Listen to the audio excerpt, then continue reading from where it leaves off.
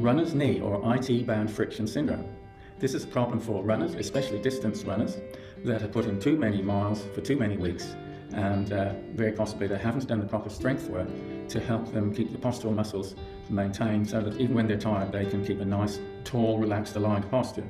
So by tall and relaxed and aligned, I mean that the knee keeps away from the center line, it doesn't drift across knock-kneed, and the belt line stays horizontal. I'll show you.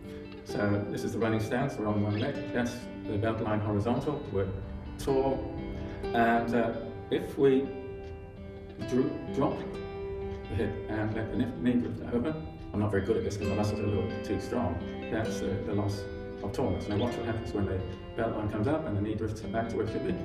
That's tall, that's sunken down, and that's tall. So that's what I mean by tall, relaxed and aligned. So let's have a look at the IT band. We've got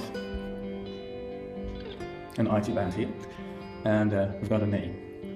I've drawn in a line of approximately where this IT band goes. It actually is a thick band of tissue that runs all the way from the hip down to the Gerdy's tubercle, the bulge on the side of the knee. Now, if I rotate the shin, so that's tibial rotation, you can see that there's quite a lot of shortening and lengthening going on at that IT band where it runs from the lateral epicondyle to the Gerdy's tubercle. There's long and there's short. I go like that. The foot's rotated onto the big toe side. It's pronated. We go the other way. And now the foot's supinated and the IT band here is short. That's long, that's short. That's long, that's short. So if you have a flat-footed runner, then we talk about excessive pronation. It's not so much pronation alone, it's excessive pronation through the support phase of running. And here we go, excessive boom, boom, boom. Lots of movement, lots of jarring through that tendon. Now, supposing we put the leg straight, and if we try rotating the foot, supinating and pronating, the whole leg moves, the knee's locked, and there's no change in length here. So if you had a locked knee, it wouldn't hurt your IT band, you know, friction syndrome. So we'll now go to what it's like to be in a runner stance with the knee at 30 degrees. That's the worst place for IT band friction syndrome. That's where the pain's felt worst. We've got the IT band here, and behind here is the hamstring. IT band, hamstring. So let's just see if we can rotate now, keep the knee as still as possible. So the hamstring here, the biceps femoris, pulls the side of the shin bone back, and there's shortening. You can see there's a little shortening in the IT band beyond the lateral epicondyle. So I've got the foot loaded. How much can I rotate into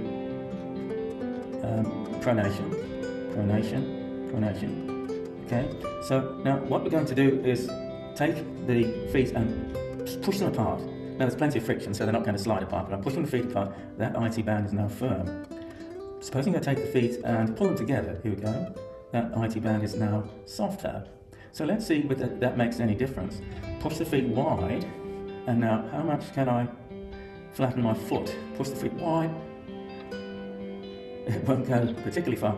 Now I push the feet together, the IT band's softer, and there's more movement, and the knee's collapsing inwards too, by the way. If you haven't got the right muscle activation, you just don't get the stability in that knee. You get a nasty little twist in the knee, the foot pronates, the tibia immediately rotates, and there's a lot of movement happening there. So not only are you going to get IT band friction syndrome, but you're also going to hurt your knee. So the correction for these things is to get the muscles really strong that are going to hold the thigh bone a little bit wide and a little bit outward rotated. We're going to make squats work for us in terms of getting the right muscles activated and the feel of tall, relaxed and aligned running without the belt line sagging and without the knee drifting across the center line. So here we are, lunge wide stance. Put your bottom to the wall behind, the knees a little bit wide, we're already in the right position. Let's take the thumbs, put them on the bony top of the thigh bone, the greater trochanter, 4 centimetres up 2 centimetres. We're now on the TFL, the tensor fasciae lata. This is the muscle that tightens the IT band, the main muscle anyway. So we just take the feet and push them wide.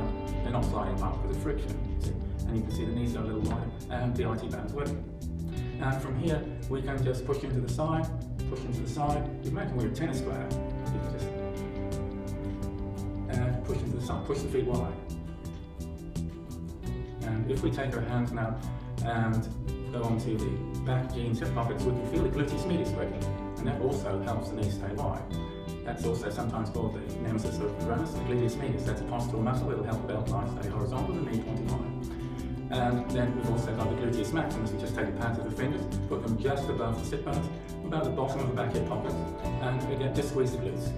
There we go. We've got the gluteal muscles working, the IT band working, everything's working.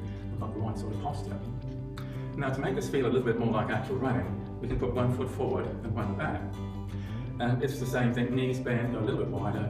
We can just start with thumbs on the IT band. That's forward of the greater trochanter, 1 centimetre, up about 2 centimetres. And we push the feet apart. Again, they're not sliding apart because of friction, but push the feet apart.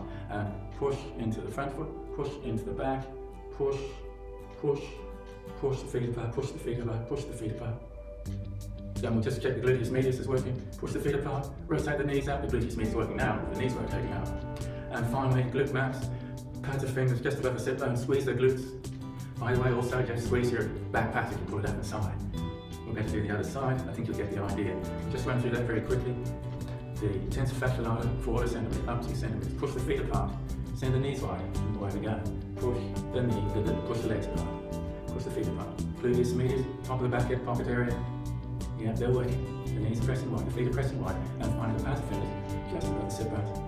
Of the glutes working. Now, we've got sufficient information there that we can now take it into a runner's drill. But for everyone else, we still just can take that basic action. We take it into a lunge.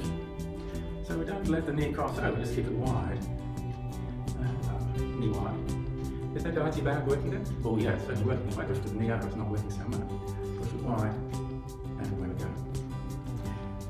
Okay, just a few more comments. The runner that does distance really needs to think about a little bit of pronation support, a little bit of support on the inside of the heel, on the big toe side of the foot. But however, for shorter runs, or faster runs, it's good to ditch the support shoes, and for example, running barefoot is just the perfect way for a distance runner to rebalance and really get back in contact with this knees pushing a little bit wider in the running gait. Feel like you're bouncing along once the muscles there are strong and the RT band's working. You've got this wonderful rotation control, and you're not being pushed into pronation so much. And your IT band will tend to get better. And by the way, don't massage over the IT band. And then bruise it, you just let it heal. Massage everything around.